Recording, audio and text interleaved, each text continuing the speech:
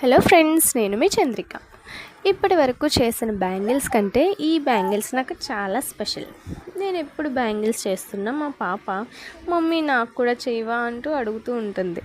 పిల్లలకి ఎందుకు చేయకూడదు, సరదాగా ట్రై చేద్దాం అని చెప్పేసి తను యూస్ చేసి తీసేసిన గోల్డ్ కలర్ మెటల్ బ్యాంగిల్స్ ఉంటాయి కదండి, వాటితోనే ట్రై చేద్దాంలే అనుకున్నాను.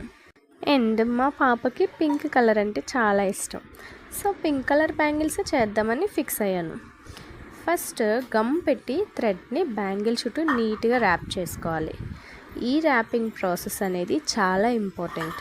ర్యాపింగ్ నీట్గా వస్తేనే బ్యాంగిల్ లుక్ కూడా బాగుంటుంది. చూసారా, ఇలా 2 బ్యాంగిల్స్కి నీట్గా థ్రెడ్ ర్యాపింగ్ చేసుకోవాలి. ఇప్పుడు పైన white colour stone chain stick చేద్దాం అనుకుంటున్నాను. ఇలా బ్యాంగిల్ సైజులో ఈ స్టోన్ చైన్ని కట్ చేసుకున్నా. బ్యాంగిల్ పైన గమ్ వేసుకుని స్టోన్ చైన్ని ఇలా స్టిక్ చేసుకోవాలి. సేమ్ ఇలానే సెకండ్ బ్యాంగిల్ కూడా చేద్దాం.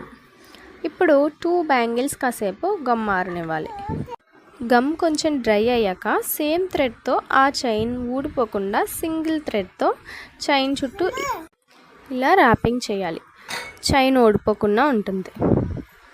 సెకండ్ బ్యాంగిల్ కూడా ఇలా చేసుకుందాం.